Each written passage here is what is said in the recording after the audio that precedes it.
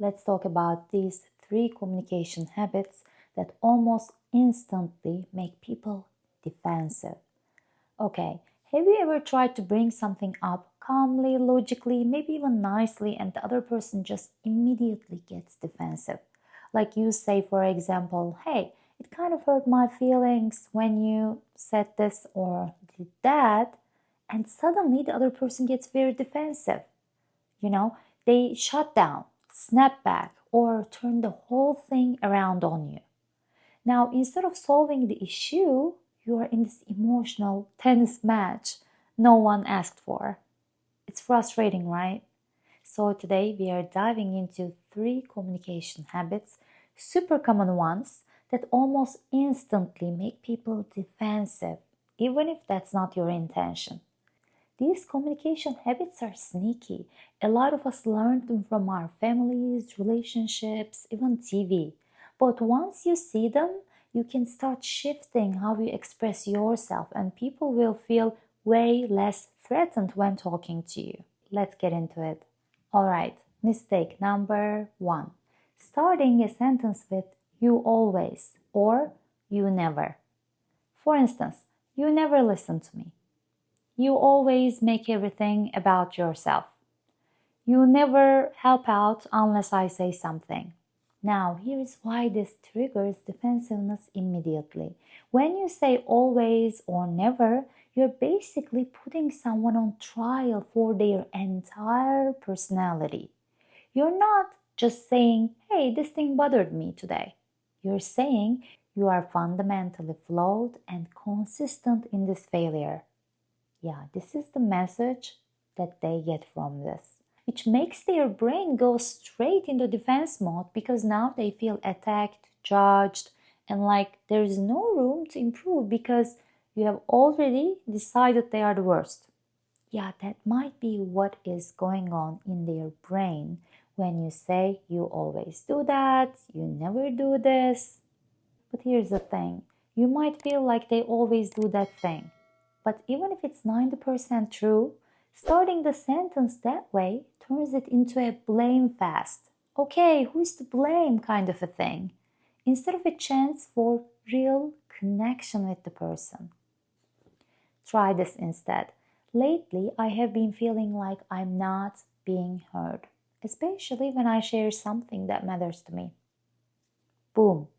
Now, it's not about their permanent character flaw, it's about how you are feeling in this moment. And people can hear that better. It's softer, but still honest. Okay, mistake number 2. And I swear this one is so tempting. Trying to give constructive feedback while emotions are still high. Now, I get it. You want to be mature, right? You're thinking, let's just talk about this like adults. But here's what really happens. You try to explain calmly why they did hurt you or cross the boundary, but they are still in fight or flight mode. Their nervous system is not ready to receive information. So instead of hearing your message, they hear you're bad, you failed, you're a problem. See, this point is really important. Even if you're using all the right words, if the timing is wrong, it won't land if their nervous system is not ready for that at that moment. Let me give you a really relatable example. You're arguing with your partner, things are getting heated, and you're like, okay, but this is exactly why I always say you need to be more emotionally available. Now, they are not even thinking about emotional availability.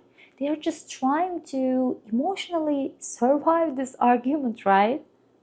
The conversation might end with more frustration if you say that. Some people might even slam doors and there is no resolution because, not everyone is going to be very understanding. So, what is better? Wait for calm. Let the heat pass.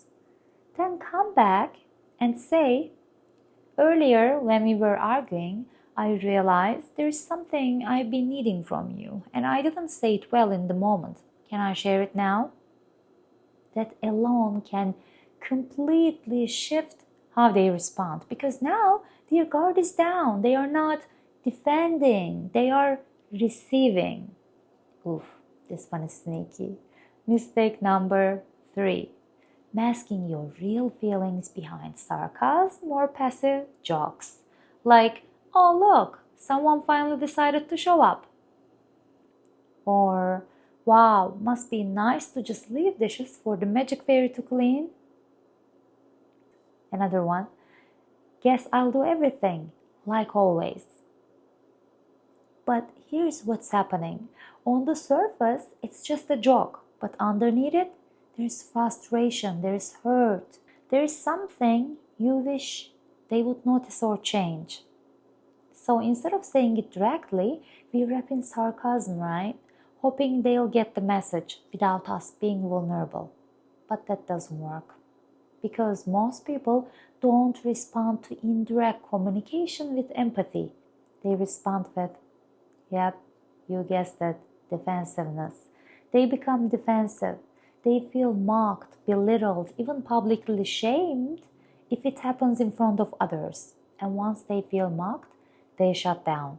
Or worse, they throw sarcasm back. And now you're in a snark battle instead of a conversation.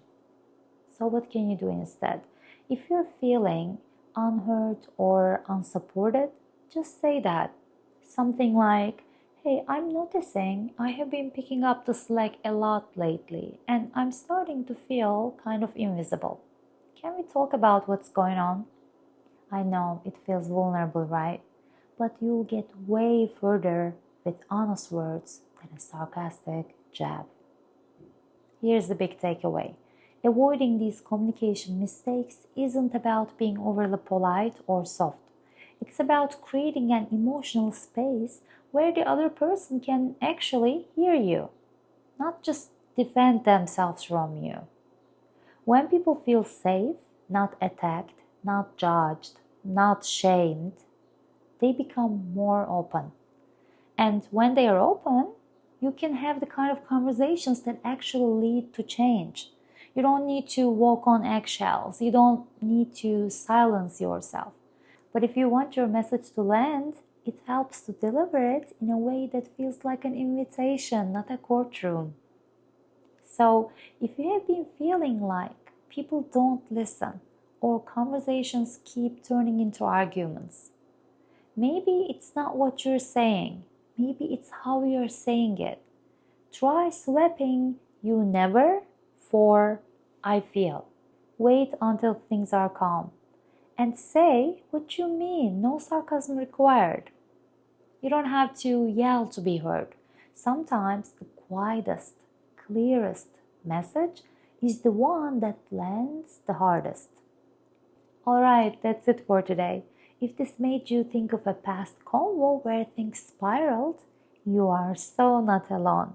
Send this to a friend who needs it, or save it for the next time you're tempted to send a spicy text. Don't forget to give the video a like and subscribe also if you haven't already. Talk soon, and until then, keep practicing the kind of communication that opens hearts instead of shutting them down.